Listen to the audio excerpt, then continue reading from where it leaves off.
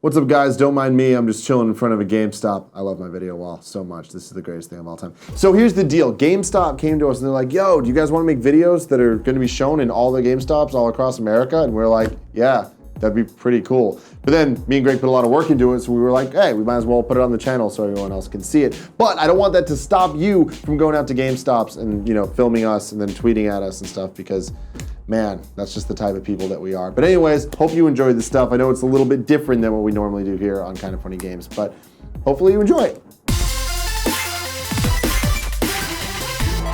What's up, guys? I'm Tim Gettys from Kind of Funny, and after what felt like the longest wait of all time, X finally gave it to us, and Nintendo officially announced the Nintendo Switch. As a huge Nintendo fan, I admit, the last few months, years, whatever, decade, have been a little rough in terms of their decisions. While I don't love the name, I can live with calling it the NS, and despite the undeniable quality of the first-party games, it's obvious that Nintendo knows they need to win back the hearts of gamers. The last year has been full of rumors of what Project NX might be, and thankfully, it looks like most of the good ones turned out to be true. Here's everything we know about the Nintendo Switch. Let's be real, it's what the Wii U should have been. Set for a release in March 2017, it's a hybrid home/portable device that uses 3DS-style carts, allowing you to play console-quality experiences in your living room or on the go.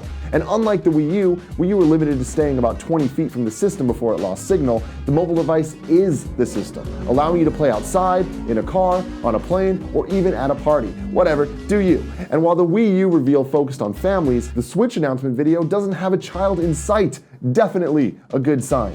The other key thing is that it has a ton of different control options. The little side controllers, called Joy-Cons, detach and can be used as individual controllers, but none of us are going to actually do that. We're either going to attach them to this thing, creating what's called the Joy Grip controller, or more likely using a Nintendo Switch Pro controller and playing games like a real person. Who thought people wanted symmetrical analog sticks on top of the buttons? Shame on you, Nintendo. Come on.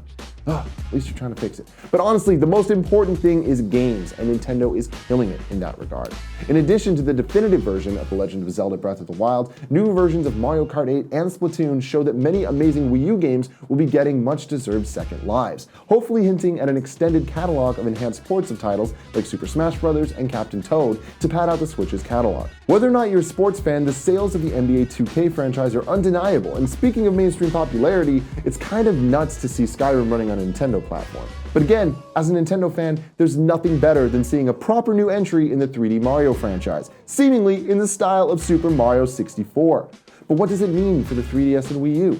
Well, on the 3DS, we got Pokemon Sun and Moon, Super Mario Maker 3DS in December, and Poochie and Yoshi's Woolly World in February. Then on the Wii U, well, Pokemon Snap's available now on Virtual Console, so I guess there's that. But that's kind of the point. Nintendo realized they messed up and are trying to fix it. Since the N64, they've always had two major issues: third-party support and putting out games consistently without month-long droughts. To attempt to remedy this, they released a sampling of developers and publishers referred to as, quote, Nintendo Switch partners. And while showing off images with a bunch of logos is par for the course when it comes to new hardware, the 3DS announcement featured 21 companies and the Wii U only had 10. So the 48 the Switch has, at the very least, is a step in the right direction. Especially when we're talking about Bethesda and From Software. Just stop and imagine a portable Dark Souls game. Now, in terms of release schedule, the 3DS and Wii U both had incredible games. They were just released way too far apart from each other. Nintendo's referring to the Switch as their, quote, new home gaming system, which is important because it shows that this is their premium offering. Imagine if all of Nintendo's first and second parties were focused on one platform instead of two. Add some third-party support, a couple indie games, and all of a sudden we are looking at a very solid lineup. At least on the portable sides, this seems like what the PSP and PlayStation Vita always tried to be, but with the added promise of consistent, amazing first-party games. Don't take this one from me, guys. I need it. Just let's roll with it and see how long the good news lasts. Nintendo seems to be nailing it so far, but obviously we still have a ton of questions. Price, battery life, specs, is it a touchscreen? Are there motion sensors? What's up with Amiibos? How about Virtual Console? Does it have a trophy or achievement system? Does the home dock add processing power? What does external storage look like? Where's Metroid? Will we see Final Fantasy VII Remake? Could we get an exclusive Final Fantasy VI Remake? A proper console Pokemon? Thankfully, it seems like most of our questions will get answered at Nintendo Switch presentation live streamed on January 12th. But for all your NS analysis and prediction needs, you should check out Kind of Funny Gamescast on youtube.com/kindoffunnygames. And hey, if you're more into PlayStation, make sure you check out PS I Love You XOXO, the world's #1 PlayStation podcast, also on Kind of Funny Games. That's youtube.com/KINDAFUNNYGAMES. See you there. Until next time, let Tim host.